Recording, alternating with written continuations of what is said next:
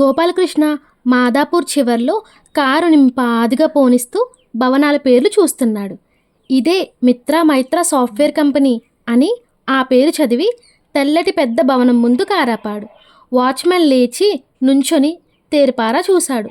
Salute పెట్టకుండా ఎవరిని కలవాలి, అపాయింట్మెంట్ ఉందా అని అడిగాడు.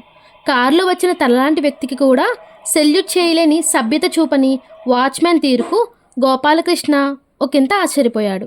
అయినా పట్టించుకోనట్లు, ఉంది 11 గంటలకు టైం ఇచ్చారు మీ అయ్యగారు అన్నాడు. కారు బయటే పార్క్ చేసి భవనం ఆవరణలోకి అడుగుపెట్టాడు. పక్కపక్కనే 2 బిల్డింగులు ఒకే మాదిరిగా ఉన్నాయి. ఏది ఆఫీసో ఏది ఇల్లో అర్థం కాక కాసేపు తటపటాయించి ఏదైతే అయిందని మొదటి బిల్డింగ్ దగ్గర ఆగాడు. గుమ్మం లోపల ఒకతను నిలబడి ఉన్నాడు. ప్యూన్ అయి ఉంటాడనుకొని తలుపు తెరిచే ఉన్న కాలింగ్ బెల్ నొక్కాడు. తన ఊహ నిజమే. గుమ్మంలోకి వచ్చి గోపాలకృష్ణ గారు మీరేనా అని అడిగాడతను. అవునన్నట్టు తలూపాడు గోపాలకృష్ణ. మీకోసం అయ్యగారు 15 గంట నుంచి ఎదురు చూస్తున్నారు అనగానే అతని చేతివాచి చూసుకున్నాడు. 11:15 అయింది. ఇంతలో ఒక ఆయన చామన ఛాయగా 6 అడుగుల ఎత్తులో చూడగానే ఆకట్టుకునే విగ్రహంతో ఉన్న వ్యక్తి బయటకొచ్చాడు. మీరు గోపాలకృష్ణ గారే అయి ఉంటారు. నేను అర్జెంటుగా ఒక మీటింగ్కి వెళ్ళాలి. బహుశా ట్రాఫిక్ జామ్లో చిక్కుకొని ఉంటారు, అందుకే లేట్ అయి ఉంటుంది అన్నాడు ఆయన. తను చెబుదామనుకుంటున్న కారణం ఆయనే చెప్పేశాడు. నిజానికి తనకి మాదాపూర్ కాస్త కొత్త. నెమ్మదిగా ఆఫీస్ వెతుక్కుంటూ రావడంతో ఆలస్యమైంది. తను ఒక అరగంట ముందు బయలుదేరితే సరిపోయేది. అయినా మరీ ఆయనంత టెన్షన్గా 11 గంటలకే తనని పిలుస్తాడనుకోలేదు. తను ఎవరికైనా టైం ఇస్తే ఒక అరగంట అటూ ఇటూగా కలుస్తాడు. ఆ వచ్చిన వాళ్ళని అనుకుంటూ తలదించుకు నిలబడిపోయాడు అపరాధిలా అతను. అది గమనించినట్టుగా బాధపడకండి, నాకే మీటింగు లేకపోతే మీరు అరగంట ఆలస్యంగా వచ్చినా నాకు ఇబ్బంది ఉండేది కాదు. చూడరాము, అయ్యగారిని మనమ్మగారి దగ్గరకు తీసుకువెళ్ళు అని పురమాయించి వెళ్ళిపోయాడు ఆయన. ఎంత సంస్కారవంతుడు అనుకుంటూ రాము వెంట నడిచాడు. 20 అడుగులు వేశాడో లేదో అమ్మగారి ఆఫీస్ ఇదే అంటూ తలుపు తట్టాడు రాము. లోపల నుంచి కమిన్ అని పిలుపు విని నెమ్మదిగా అతను లోపలకు అడుగుపెట్టాడు. ఒక్క క్షణం నిలబడిపోయాడు ఆవిని చూస్తూ. మీరు మీరు అంటూ కూర్చోండి, మీరు గోపాలకృష్ణ గారు, సిమెంట్ కంపెనీలో మేనేజర్గా ఉన్నారు అంది ఆవిడ. మీకెలా తెలుసు అన్నట్టు చూశాడు గోపాలకృష్ణ. ఆయన చెప్పారు, మీరు నిన్న ఫోన్ చేసి ఆయనతో మాట్లాడారు కదా, ఒకవేళ మీరు వచ్చేలోగా ఆయన మీటింగ్కి వెళ్ళిపోవాల్సి వస్తే మీతో నన్ను మాట్లాడమన్నారు అందావిడ చిన్నగా నవ్వుతూ. గోపాలకృష్ణ తెల్లబోవడం తప్పితే వచ్చినప్పటి నుంచి నోరు తెరవ్వాల్సిన పని లేకపోయింది. అతను ఇంకా తనని తెల్లబోయి చూడటం గమనించి, మీరు ఏ పని మీద వచ్చారు అందావిడ. అప్పటికొక గుటక మింగి తేరుకొని, ఎంకామ్ కంప్యూటర్స్ చేసిన వ్యక్తి కావాలని మీరు ఈ మధ్య ఒక ప్రకటన ఇచ్చారు అని ఆగాడతను. అవును, అయితే మాకు 30 ఏళ్లలోపు వ్యక్తి కావాలి అందావిడ చెంపల దగ్గర నిరసిన అతని జుట్టును చూస్తూ. ఆవిడ నవ్వాపుకుంటున్నట్టు పసిగట్టాడతను. నా కోసం కాదండి, మా అబ్బాయి కోసం. మేము త్వరలోనే ఇంటర్వ్యూ తేదీ తెలియచేస్తాం, అప్పుడు మీ అబ్బాయిని పంపండి. అట్లాగే, నేను ఒక వివరణ ఇవ్వాలి. మీరు అభ్యర్థులు ఎంకామ్ కానీ కనీసం బీకామ్ ఫస్ట్ క్లాస్ కానీ అయి ఉండాలని ప్రకటనలో తెలిపారు. అవును, మాకో తెలివైన వ్యక్తి కావాలి. నిజమేననుకోండి, మా అబ్బాయి బీకామ్ ఎంకామ్ కూడా కొద్ది మార్కులతోనే ఫస్ట్ క్లాస్ మిస్ అయ్యాడు. ఆ విషయాలు అప్లికేషన్లో తెలియజేశారా? అవును, మీరు తనని అసలు ఇంటర్వ్యూకే పిలవరేమోనని భయం. ఎవరికి భయం, మీకా మీ అబ్బాయికా? మా ఆవిడకు. అనుకోకుండా అతని నోటి నుండి అయాచితంగా నిజం బయటపడింది. ఆవిడ వస్తున్న నవ్వును ఆపుకుంటూ, అయితే మీ ఇంట్లో అన్ని నిర్ణయాలు మీ ఆవిడ తీసుకుంటున్నారన్నమాట. ఆవిడేం చేస్తూ ఉంటారు? ఆవిడ ఉత్త గృహిణి మాత్రమే, మీలాగా బాగా చదువుకున్నది కాదు. పెద్ద చదువులకి ఇంటిలో నిర్ణయాలు తీసుకోవడానికి అంత పెద్ద సంబంధం ఉండక్కర్లేదేమో.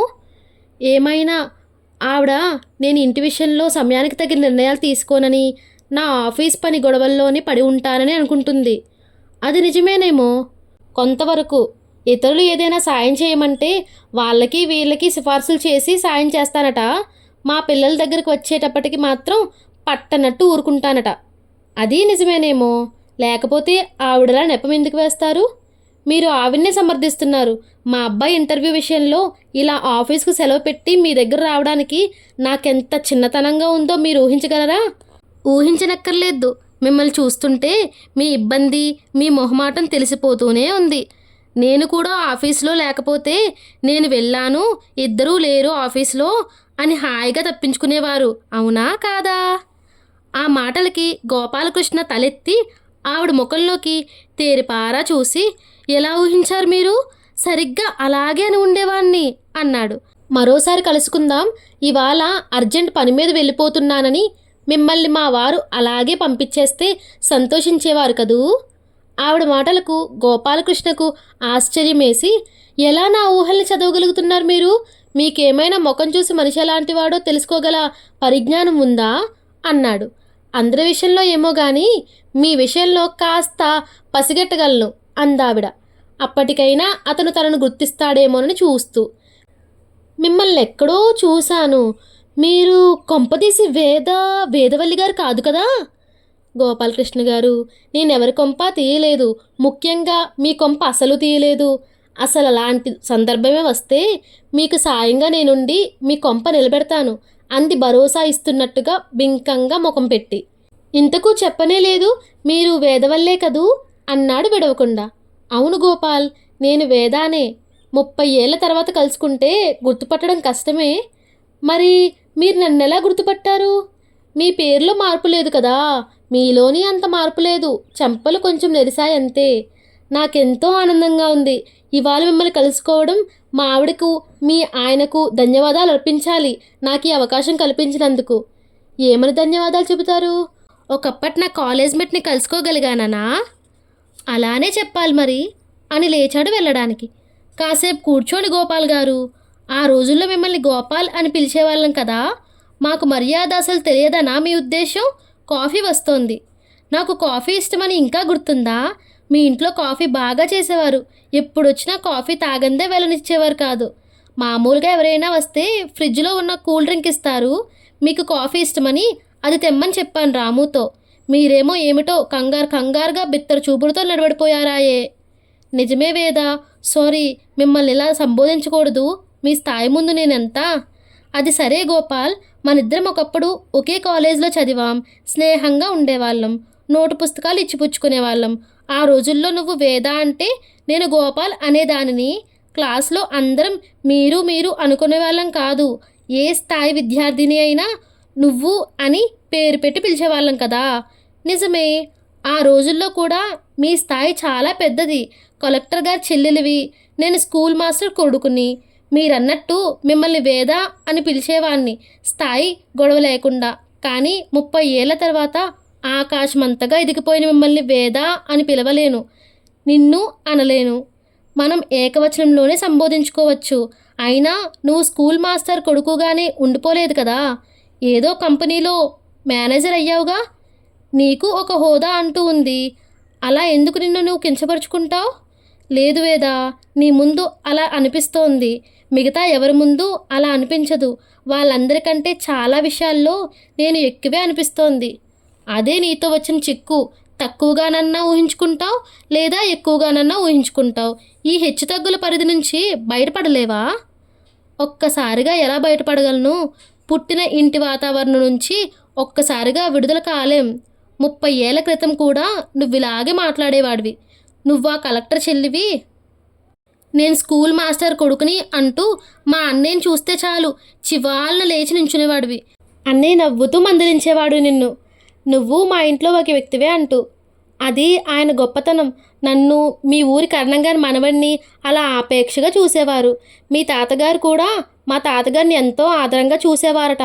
ఆ ఇంటిలో పుట్టి ఆ వాతావరణంలో పెరిగిన మీకు హెచ్చుతగులు ఆలోచనలోకి కూడా రావు. కొంతవరకు నువ్వు చెప్పింది నిజమే, కానీ మన ప్రవర్తనని మనం కూడా కొంతవరకు మలుచుకోవాలి. కనీసం ప్రయత్నం అన్నా చేయాలి.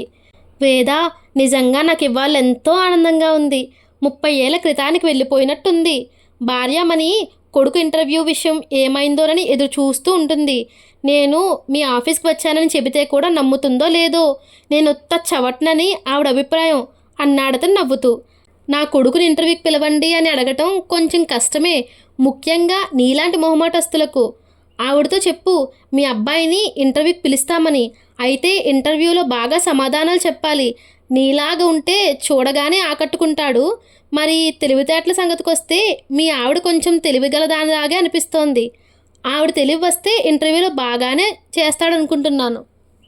పొరపాటు పడుతున్నారు. ఆవిడ అందరు నా తెలివి వచ్చాయి, అందుకే సెకండ్ క్లాస్తోనే గట్టెక్కాడు.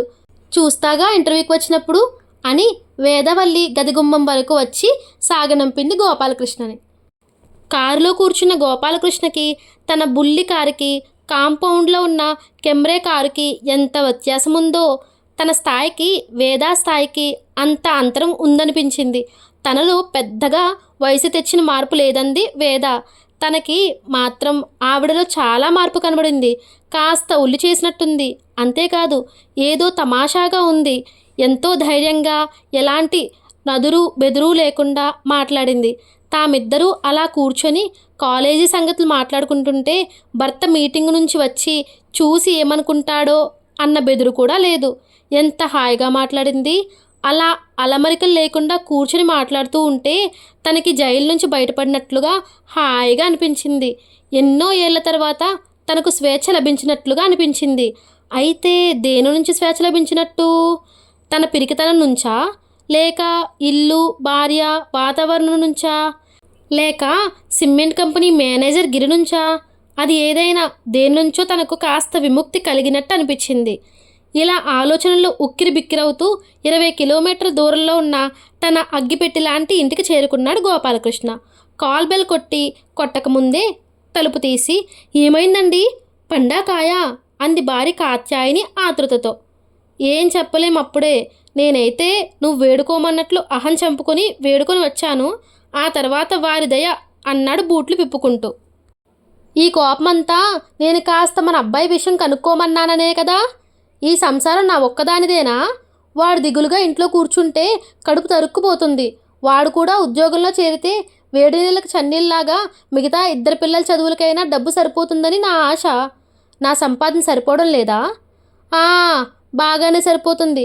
పని మనిషిని కూడా పెట్టుకోకుండా కుర్తిలో పడ్డ ఎలకలాగా ఇంటి చాకరీ తప్పితే మరో ప్రపంచాన్ని చూడకుండా సర్దుకుంటూ పోతుంటే మీకెవ్వరికీ ఏమీ తెలియడం లేదు. నేను పోతే అప్పుడు తెలుస్తుంది మీకు. అంత లేసి మాటలు ఎందుకు కాచాయని? ఇప్పుడు నేనేమన్నాను? పని మనిషిని పెట్టుకోమని ఎంత చెప్పినా పెట్టుకోవు. ఇంత పెద్ద ఇంటికి పని మనిషి కూడా ఎందుకు దండగా? ఈ 2 గదులు నేను ఊడ్చుకుంటాలే అంటావు. నీకు అసలు కష్టపడిందే తోచదే కాత్యాయిని. మీరు మాత్రం కష్టపడ్డంలా ప్రొద్దున పూట పోతే రాత్రికి వస్తారు. అదేం కంపెనీ ఉద్యోగమో కానీ సరైన తిండా పాడా? నాకదే దిగులు. లేనిపోని దిగులు దేనికి? నేనేమైనా పాప అయినా? ఆకలేస్తే చుట్టుపక్కల చిన్న పెద్ద బోలెడు హోటళ్ళు ఉన్నాయి.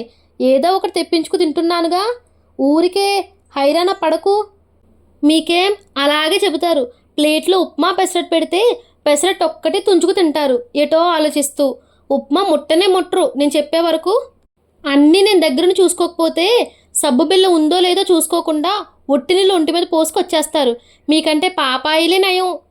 నీ మీద అంతగా ఆధారపడిపోయేటట్టు చేసుకున్నావు. తప్పు నాది కాదు, నీది. నువ్వు ఒక్కరోజు లేకపోతే నా పని హుల్లకే. ఏం మాటలవి అని పైకి అన్న భార్యమని లోపల తన మొగుడు ప్రతిదానికి తన మీద అంతగా ఆధారపడిపోతున్నాడు అని మురుసుకుంటూనే ఉంటుంది అనుకున్నాడు గోపాలకృష్ణ. ఇంటర్వ్యూకి పిలుపు వచ్చింది హరికి. గోపాలకృష్ణకి ఫోన్ చేసి కాత్యాయిని ఆనందంగా ఆ కబురు అందజేసింది. అతడు ఆఫీసులో పనిలో తలమలుకులుగా ఉండగా హమ్మయ్య ఒక గొడవ తీరిందనుకున్నాడు అతను. ఇంటర్వ్యూకి వెళ్ళేటప్పుడు కొడుకుతో జాగ్రత్తగా చేసిరా, మెరిట్ లేకపోతే ఈ రోజుల్లో ఉద్యోగాలు దొరకవు అన్నాడు గోపాలకృష్ణ. ఎంత పెద్ద జోక్ వేశారండి. మెరిటా పాడా? సిఫార్సు లేనిదే ఉద్యోగాలు దొరకవు ఈ రోజుల్లో. అందుకనే కదా మిమ్మల్ని అంత పోరింది నేను అంది కాత్యాయిని. మీ అమ్మ మాట పట్టించుకోకు. సమాధానాలవి ఆలోచించి మరీ ఇవ్వు. తెలియని దానికి తెలియదని నిజం చెప్పే, అంతేగాని బొంకకు అని హితవు చెప్పి పంపాడు తండ్రిగా. ఇంటర్వ్యూ నుంచి వచ్చాక కొడుకు ముఖం చూసి తల్లి కాస్త ఆదుర్దా పడింది. పైకి అది కనపరచకుండా, ఇంటర్వ్యూ బాగా జరగకపోతే ముంచుకుపోయింది ఏమీ లేదు. ఇది కాకపోతే మరొకటి. కాస్త మీ నాన్నగారితో చెప్పి ఎవరైనా పెద్ద ఆయనతో సిఫార్సు చేయించుకోరా. మీ నాన్నగారి సిఫార్సు ఒక్కటే పనిచేసినట్లేదు అంది. అదేమిటమ్మా, నాన్నగారు చెప్పబట్టే కదా సెకండ్ క్లాస్ వచ్చినా నన్ను ఇంటర్వ్యూకి పిలిచారు. అక్కడకు ఎలాంటి వాళ్ళు వచ్చారో తెలుసా? అందరూ ఫస్ట్ క్లాస్ డిస్టింక్షన్ వచ్చిన వాళ్ళే. వాళ్ళందరినీ చూశాక ఇక నాకు ఈ ఉద్యోగం రాదనిపించింది. అలా ముందే ఊహించుకొని ఇంటర్వ్యూ బాగా చేసి ఉండవు. ఇక మర్చిపో అమ్మా దానిని గురించి. ఊరికే నాన్నగారు సిఫార్సు సిఫార్సు అని వెంటపడకు. నాకు తగిన ఉద్యోగం నాకు దొరక్కపోదు. కొంచెం ఓపిక పట్టు అని తల్లిని ఓదార్చినంత పనిచేశాడు కొడుకు.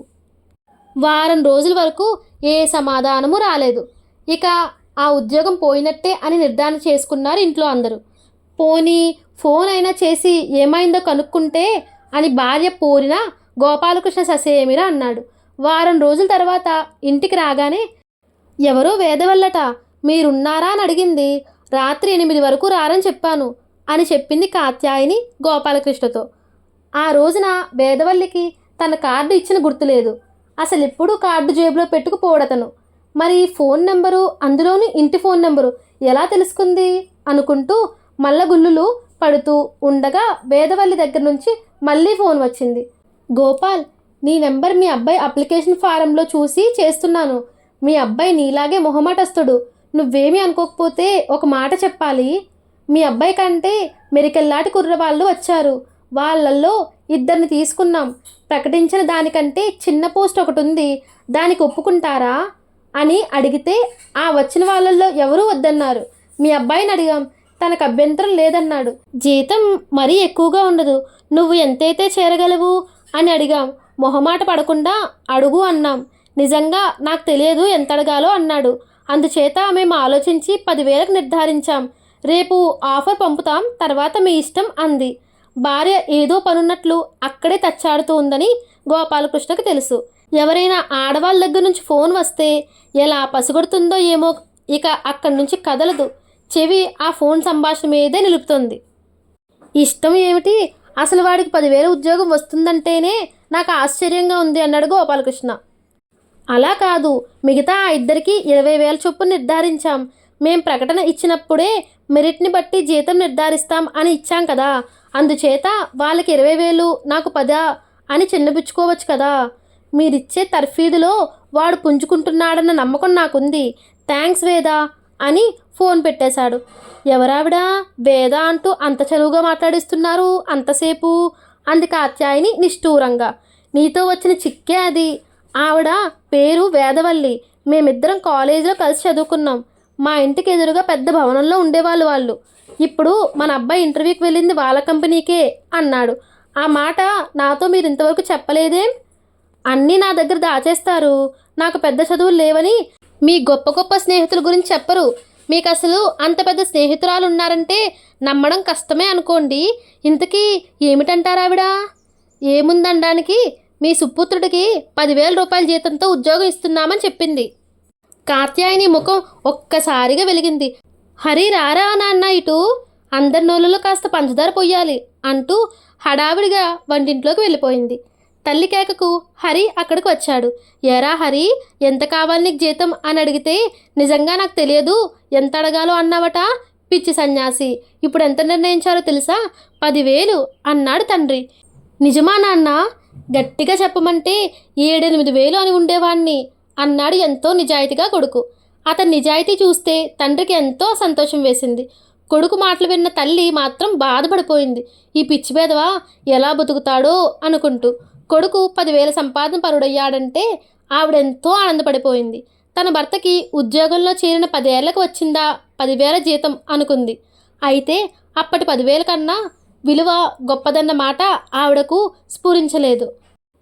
ఆ రాత్రి పనులన్నీ ముగించుకొని ఉసూరు అనుకుంటూ వచ్చి కూర్చుంది భర్త పక్కన కాత్యాయని. కాత్యాయని, ఇప్పుడు కొడుకు సంపాదన పరుడయ్యాడు. వాడి కోసం కూడా వాళ్ళు వీళ్ళు వస్తుంటారు. ఇంకాస్త పెద్దలు తీసుకుందాం. ఒక పని మనిషిని కూడా పెట్టుకుందాం. నీకు కాస్త విశ్రాంతిగా ఉంటుంది అన్నాడు గోపాలకృష్ణ. బాగానే ఉంది సంబరం. ఆ వచ్చే 10,000కు అప్పుడే ఖర్చుల జాబితా తయారు చేశారన్నమాట. నాకు వేరే పనేముంది? ఇంటి పని వంట పని తప్ప. 4-5 ఏళ్లలో ఒకరి తర్వాత ఒకరు పెళ్ళిళ్ళు చేయాలంటే మాటలా? కొంచెం కొంచెం బంగారం కొని పెట్టుకోవాలి కదా అంది ఆవిడ. నీ ముందు చూపు బ్రహ్మాండంగా ఉంది. నువ్వు సుఖపడవు, ఇతరుల్ని హాయిగా బతకనివ్వవు. మీ అందరి సుఖం కోసం అహర్నిశలు రెక్కలు ముక్కలు చేసుకుంటూ ఉంటే కూడా మీకు ఇంకా తృప్తిగా లేదు.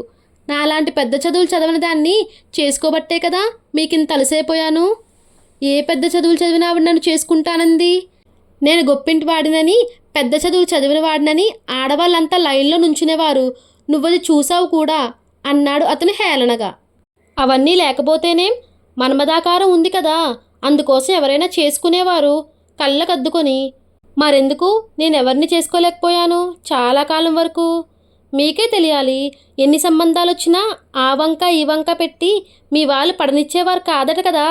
కట్నం ఆశ కాకపోతే, నాకు తెలిసిన 2 అమ్మాయిలకి మీ వాళ్ళు వంకలు పెట్టి చెడగొట్టారట. కట్నం మాటెత్తితే మీరు ఊరుకోరని ఆ వంకలు ఈ వంకలు పెట్టి మీకు వచ్చిన సంబంధాలల్లా చెడగొట్టారట. నీకెవరు చెప్పారు ఈ చిదంబర రహస్యాలు? ఇవి దాగుతాయా? దాస్తే కూడా మా సంబంధానికి మీరు వస్తారని తెలిసి మా చిన్నాన్న కూపీలాగి అన్ని విషయాలు సేకరించుకొచ్చాడు. అంత అందమైన కుర్రాడికి పెళ్లి కాలేదు అంటే కట్నం ఆశైనా ఉండాలి, లేదా ఏదో అతనికి అవకరమైన ఉండి ఉండాలి అని చెప్పాడు మా అమ్మ నాన్నతో. ఇంతలో మీరు అనుకోకుండా పెళ్లి చూపులకు వచ్చారు. తలదించి కూర్చున్నారు. నన్ను సరిగ్గా చూసి ఉండరు. ఎలా అనుకున్నావలా? సరిగ్గా చూస్తే నన్ను చేసుకునేవారు కాదు. నాకు ఎన్నో సంబంధాలు వచ్చి వెనక్కిపోయాయి. పిల్లంత బాగుండదు, కట్నం పెద్దగా లేదని. మరి నేను చేసుకున్నానుగా నిన్ను. అలాంటిదేమీ అనకుండా వచ్చిన సంబంధాలు ఖాయం కాకపోవడంతో మీ వాళ్ళని నోరెత్తనివ్వకుండా ఈసారి చూసిన అమ్మాయిని ఎవరికీ నచ్చినా నచ్చకపోయినా చేసేసుకుంటానని చెప్పి మరీ వచ్చారటగా. ఈ సంగతి నీకెవరు చెప్పారు? మీ వాళ్ళే. నేను మీకు ఏ విషయంలోనూ తగిన దాన్ని కానట. అయినా మీ వాళ్ళ మీద విసుగొచ్చి చేసుకున్నారట. అది దైవ నిర్ణయం. అలా అనుకునే మీకు ఏ విధమైన కష్టమూ కలగకుండా మిమ్మల్ని చేసుకున్నప్పటి నుంచి మీరే లోకంగా, మీ పిల్లలే లోకంగా బతుకుతున్నాను. ఎప్పుడైనా నేను ఆ మీటింగ్ అని ఈ మీటింగ్ అని ఎవరొచ్చి పిలిచినా వెళ్తున్నానా? ఏ పేరంటానికో వెళ్ళినా వెంటనే తిరిగి ఇంటికి వచ్చేస్తాను. పిల్లలు కాలేజ్ నుంచి వస్తారనో, మీ రాత్రి భోజనానికి వంట ఆలస్యం అవుతుందో అని. గోపాలకృష్ణకు భార్య మీద ఎనలేని జాలి కలిగింది. ఇన్ని మనసులో పెట్టుకొని ఎందుకు బాధపడుతున్నావు? నేను ఎప్పుడైనా నిన్ను అందంగా లేవని అన్నానా? కట్నం తేలేదని అన్నానా? పైగా నాకొచ్చే జీతంలో ఎంతో పొదుపుగా ఆర్థిక ఇబ్బందులు లేకుండా సంసారం నడుపుతున్నావు. నన్ను పిల్లల్ని ఏ కొంచెం కష్టపడినయో.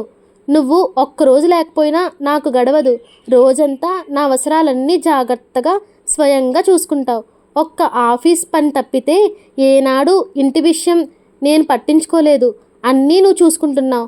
నువ్వు దొరకడం నా అదృష్టం కాత్యాయని అంటూ భార్యను ప్రేమగా దగ్గర తీసుకున్నాడు గోపాలకృష్ణ. హరి దగ్గర నుంచి ఉత్తరం వచ్చింది. మనం ఇద్దామనుకున్న జీతానికి ఒప్పుకున్నట్టు. 11 గంటలకు రమ్మన్నాను అంది వేదవల్లి భర్తతో పాటు బ్రేక్ఫాస్ట్ చేస్తూ. పనికి అందుకోగలంటావా? ఇంటర్వ్యూలో మరీ బెదిరిపోయినట్టు కనపడ్డాడు అన్నాడు మనోహర్. అదే మొదటి ఇంటర్వ్యూ అన్నాడు. మనం కొంచెం ధైర్యం చెబితే కొద్ది రోజుల్లోనే కాలర్ పైకెత్తుకొచ్చేస్తాడు మీ దగ్గరకు. మనోహర్ నవ్వుతూ, అమ్మో మరీ అంత ధైర్యం పోయకు అన్నాడు. ఇంట్లో వాతావరణాన్ని బట్టి, తిరిగే సమాజాన్ని బట్టి కూడా మనస్తత్వం ఉంటుంది. అదే కాస్త కలిగిన వాళ్ళింటి నుంచి వచ్చిన వాళ్ళు చూడండి ఎంత ధైర్యంగా చెప్పారో. ఒక కుర్రవాడు 10,000 ఇస్తా సరేనా అంటే నేనంత తక్కువకి రాను అని లేచి వెళ్ళిపోయాడు. అతనికి తన మీద తనకున్న నమ్మకం అతని ఇంటి వాతావరణం, పెంపకం వల్ల కలిగినవే. అవును, హరి తండ్రి కూడా బెదురుగా వచ్చాడు నన్ను కలవడానికి. కాలేజీలో చదివేటప్పుడు కూడా అలాగే ఉండేవాడు. మహా మొహమాటస్తుడు. వాట్, అతన్ని కాలేజ్ మేటా? చెప్పలేదే నాకు ఆ సంగతి ఇంతవరకు. ముందే చెబితే నాతో కలిసి కాలేజీలో చదివాడు కనుక అతని కొడుకు ఉద్యోగానికి నేను ఎక్కువ మొగ్గు చూపించానని అనుకోవచ్చుగా మీరు. మన కంపెనీ సంగతి తెలుసుగా నీకు. సగం మందిని మెరికల్లాంటి వారిని తీసుకుంటాం. మిగతా సగం మందిని మనం శిక్షణ ఇచ్చి తర్ఫీదు చేసుకోవడానికి తగిన సత్తువు ఉన్న వాళ్ళని తీసుకుంటాం కదా. నిజమే. మరి మెరికల్లాంటి వాళ్ళు మరో 2,000 ఎక్కువ ఇస్తామంటే మనల్ని వదిలేసి మరో కంపెనీకి వెళ్ళిపోతారు. నికరంగా ఉండేవాళ్ళు మనం తర్ఫీదు ఇచ్చేవాళ్ళే. అంత మరీ నికరంగా ఉంటారన్న నమ్మకం పెట్టుకోకు. బాగా తర్ఫీదయ్యి మనల్ని వదిలేసి ఎగిరిపోవచ్చు కూడా. అందుకే బాండ్ తీసుకున్నాం కదా. అయినా అసిస్టెంట్ ఇంజనీర్ దగ్గర నుంచి 2 ఏళ్లకే బాండ్ తీసుకున్నారెందుకు? మనం అంతకంటే ఎక్కువ కాలం కష్టపడనీయడం భావ్యం కాదు. జూనియర్ ఇంజనీర్లు దగ్గర 4 ఏళ్ళు తీసుకున్నాం. 2 ఏళ్లలో తర్ఫీదు అవుతారు. ఆ తర్వాత మరో 2 ఏళ్ళు నికరంగా ఉన్నా పర్వాలేదు. నిజంగా మీ దగ్గర నుంచి ఇలాంటి మెలకువలు ఎప్పటికప్పుడు నేర్చుకుంటూనే ఉన్నాను. నేను తర్ఫీదు అవుతున్నాను. అమ్మో, అంటే నువ్వు 4 ఏళ్ల తర్వాత నన్ను వదిలేసి ఎగిరిపోతావా? అది కుదరదు. నీ దగ్గర జీవితకాలానికి బాండ్ తీసుకున్నాను అన్నాడు నవ్వుతూ. బాండో గీండో, నన్ను పొమ్మన్నా పోనుగా. నవ్వుకుంటూ ఇద్దరు బ్రేక్ఫాస్ట్ ముగించి ఎవరి ఆఫీస్ గదుల్లోకి వాళ్ళు వెళ్ళిపోయారు. వేదవల్లి సరిగ్గా 11 గంటలకు బెల్ కొట్టి హరి అన్న కురవాడు వచ్చాడా అని అడిగింది లోపలికి వచ్చిన ప్యూన్ని. వచ్చి కూర్చున్నారమ్మా పక్క గదిలో అన్నాడతను. హరిని తీసుకురమ్మని చెప్పి తను అతని అప్లికేషన్లోని వివరాలు తిరిగి చూడటం మొదలుపెట్టింది. భయపడుతూ నెమ్మదిగా ప్యూన్ వెంట లోపలికి వచ్చాడు హరి. అలికిడికి తలెత్తి చూసింది. మౌనంగా చేతులు జోడించాడు హరి. కూర్చో హరి, చాలాసేపు అయిందా వచ్చి? ఎక్కువసేపు కాలేదు, 10:30కి వచ్చాను మేడం అన్నాడు హరి చేతిగోళ్ళు వంక చూసుకుంటూ. నేను 11 గంటలకు రమ్మన్నాను కదా, 5 నిమిషాలు ముందు వస్తే సరిపోయేదే. 2 బస్సులు మారాలి మేడం. నాన్నగారు ఒక అరగంట ముందే వెళ్ళమని చెప్పారు. మీ నాన్నగారు అస్తమానం ఇలా సలహాలు ఇస్తూ ఉంటారా? లేదండి, ఇవాళ కొత్తగా నేను ఉద్యోగంలో చేరడం కదండి, అందుకే. మీ అమ్మగారు నీ నోట్లో పెరుగు పంచదార పెట్టారా? పెట్టింది మేడం, మీకెలా తెలుసు? అనుకున్నాను, మన ఇళ్లల్లో అలా చేస్తారు సాధారణంగా. మీ ఇళ్లల్లో కూడానా మేడం? నువ్వు మమ్మల్ని గురించి ఏమనుకుంటున్నావు? మాకొక కంపెనీ ఉంది కనుక, మీలాంటి వాళ్ళకు ఉద్యోగాలు ఇస్తాం కనుక మేము ఆకాశం నుంచి ఊడిపడ్డాం అనుకుంటున్నావా? దానికి హరి జవాబుగా చిరునవ్వు నవ్వి ఊరుకున్నాడు. హరి, నీకొక సంగతి చెప్పనా? ఒక ఆయన 30 ఏళ్ల క్రితం మన రాష్ట్రంలోని ఒక చిన్న టౌన్ నుంచి అమెరికా వెళ్ళాడు. ఆయన అతి సామాన్య మధ్యతరగతి కుటుంబానికి చెందినవాడు. అయితే చదువుల్లో అతి చురుకైనవాడు. కష్టపడి చదివేవాడు. సాయంత్రం పూట లెక్కల ట్యూషన్లు కూడా చెబుతుండేవాడు. తెలివికి తోడు శ్రద్ధగా చదువుకోవడంతో ఎప్పుడూ స్కూల్లోనూ తర్వాత కాలేజీలోనూ ఫస్ట్ వచ్చేవాడు. దాంతో స్కాలర్షిప్ వచ్చేది. అదేవిధంగా ఒక విదేశీ విద్యాలయంలో కూడా సీటు, స్కాలర్షిప్ సంపాదించాడు. ఇక మెట్టు మెట్టు ఎక్కుతూ పైకి వచ్చాడు. ఆయన ఎవరో తెలుసా? తెలియదన్నట్టు తలూపాడు హరి. అక్కడ ఒక సాఫ్ట్వేర్ కంపెనీ తెరిచాడు. దానిలోనూ చాలా కష్టపడి పనిచేసి మంచి పేరు తెచ్చుకున్నాడు. ఆ తర్వాత మన రాష్ట్రంలో కూడా దానికి అనుబంధ కంపెనీని తెరిచాడు ఆయన. దాని పేరు ఊహించుకోగలవా? ఒక్క క్షణం ఆగి, మేడం, మిత్రా మైత్రా కంపెనీయా అన్నాడు. అది చూసావా, నేను చెబుతున్న జాగ్రత్తగా వింటూ పసిగట్టేశావు. మేడం, ఈ కంపెనీకి ఆ పేరు ఎందుకు పెట్టారు? పర్వాలేదు, అబ్బాయి కాస్త ధైర్యం తెచ్చుకుంటున్నాడు అనుకొని మిత్ర మా అమ్మాయి పేరు, మైత్ర మా అబ్బాయి పేరు. ఇక్కడి కంపెనీ వాళ్ళిద్దరి పేరుతో పెట్టాం. అమెరికా కంపెనీ మీ ఇద్దరి పేర్లతో పెట్టారా మేడం? మొదట నా ఒక్కదాని పేరుతోనే పెట్టారు, వేదా సాఫ్ట్వేర్ కంపెనీ అని. ఆయనకెందుకో తన పేరుతో పెట్టుకోవడం ఇష్టం లేదు. మేం ఈ కంపెనీలో గొడవ నుంచి విశ్రాంతి తీసుకున్నప్పుడు బహుశా మా పిల్లలు ఆయన ఒక్కరి పేరుతో కంపెనీ పెడతారేమో. ఇప్పుడు ఉమ్మడి కంపెనీ. మేడం, సంకోచం దేనికి? చెప్పు హరి. ఏం లేదు మేడం, నేనేం పని చేయాలి? తొందరపడకు, ఒక వారం రోజులు ఇక్కడ వాతావరణానికి అలవాటు పడు. సంకోచం లేకుండా కంపెనీ ఆవరణంతా తిరిగి చూడు, ఎవరిని డిస్టర్బ్ చేయకుండా. ఆ తర్వాత నా దగ్గరకు రా, అప్పుడు చెప్తాను నువ్వేం చేయాలో అని ప్యూన్ని పిలిచి హరికి మన కంపెనీ అంతా చూపించు. సింగార్ దగ్గరికి తీసుకువెళ్ళు, ఆయన మిగతా సంగతులు చూసుకుంటారు అంటూ కుర్చీలోంచి లేచి ముందుకు వచ్చి హరి భుజం తట్టి, ఇక నుంచి నువ్వు బయటవాడివి, పరాయివాడివి కావు, మా పరివారంలో ఒకడివి. అలా అనుకునే ఇక్కడ పనిచేయాలి, సరేనా అని అతన్ని ప్యూన్తో పంపింది. ఆ రాత్రి భోజనాల దగ్గర కొడుకు ఉద్యోగంలో మొదటి రోజు ముచ్చట్లు చెబుతూ ఉంటే గోపాలకృష్ణ అతని ముఖం వంక శ్రద్ధగా చూశాడు. కాత్యాయని నా కొడుకే కదా ఉద్యోగస్తుడయ్యాడు అని మురిసిపోతూ రోజు కంటే ఒక కూర ఎక్కువ చేసి కొసరి కొసరి భర్తకి, కొడుకుకి, 2 కూతుర్లకి వడ్డించింది. నువ్వు కూర్చో కాత్యాయని, మేం వడ్డించుకుంటాంలే అన్నాడు గోపాలకృష్ణ. నేను కూర్చుంటే ఇక అయినట్టే, అన్నీ సరిగ్గా వేసుకు తింటారా? మీ అందరికీ అన్నీ వడ్డించి మీరు తినడం చూస్తే కలిగే ఆనందం మీకెంత చెప్పినా అర్థం కాదు. నువ్వలా కొసరి కొసరి పొట్టలు పగిలేలా వడ్డించకుండా నువ్వు మాతో పాటు కూర్చుంటే మాకెంత ఆనందంగా ఉంటుందో తెలుసా? అవునమ్మా, నాన్నగారు అన్నది నిజం అన్నాడు కొడుకు. చెల్లెళ్ళిద్దరూ తెల్లబోయి అన్నవంక చూసి కిసుక్కుని నవ్వారు. నిజమేరా, రోజు తల వంచుకొని మరీ గబగబా తినేసేవాడివి, నోరు విప్పేవాడివి కాదు మీ నాన్న ఎదురుగా. ఇవాళ మీ నాన్నకు వత్తాసు పలుకుతున్నావు, ఉద్యోగంలో చేరిన మొదటి రోజే అంది తల్లి. నిజమే కాత్యాయిని. నేను అదే గమనిస్తున్నాను.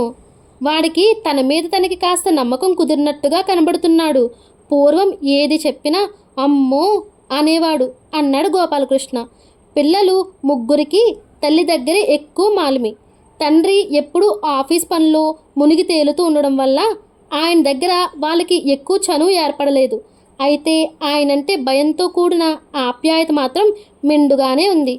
తమకేది కావలసి వచ్చినా తల్లినే అడుగుతారు.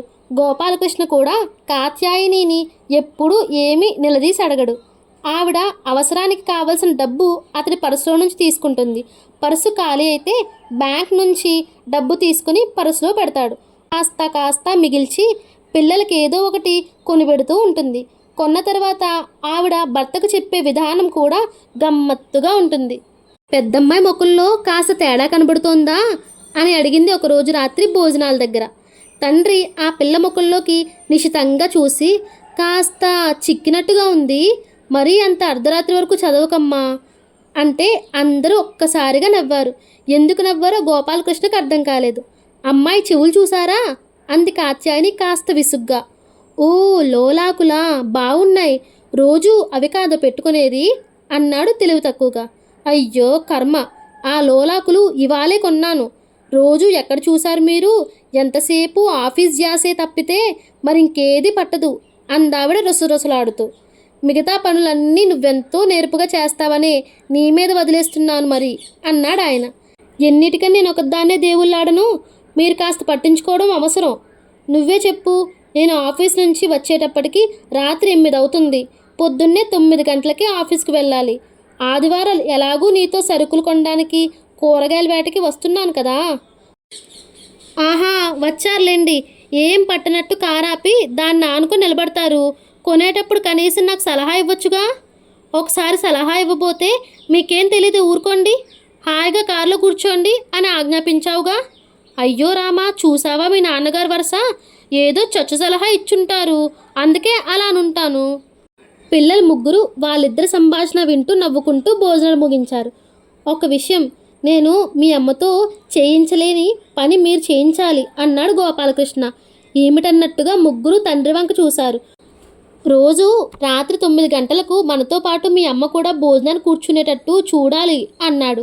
మా వల్ల కాదన్నట్టు సైగలతో చెప్పారు. అసలు నాతో పాటు పిల్లల్ని కూడా ఎందుకు 9 గంటల వరకు కూర్చోబెడతావు? వాళ్లకు 8 గంటలకే భోజనం పెట్టేయచ్చుగా. నువ్వెలాగూ నేను తినందే తిననంటావు, మనిద్దరం కలిసి తినొచ్చుగా 9 గంటలకు. అలా కుదరదు. రోజులో ఒక్కసారైనా అందరం కలిసి కూర్చోకపోతే ఇక కుటుంబం అంటే అర్థం ఏమిటి? సరే నీ మాట కాదన్ను, అందుకే నువ్వు కూర్చో మాతో పాటు. రాత్రింబవళ్ళు పనితో అవస్థ పడుతూ ఉంటావు. నువ్వు తినకుండా మాకు తినబుద్ధి కావడం లేదు. సర్లేండి, మీ మాట మాత్రం ఎందుకు కాదనాలి అందావిడ. ఇది నా మొదటి విజయం. పదండి, మీ అమ్మ అన్నం తినగానే అందరం ఐస్ క్రీమ్ తినడానికి వెళ్దాం అన్నాడు గోపాలకృష్ణ.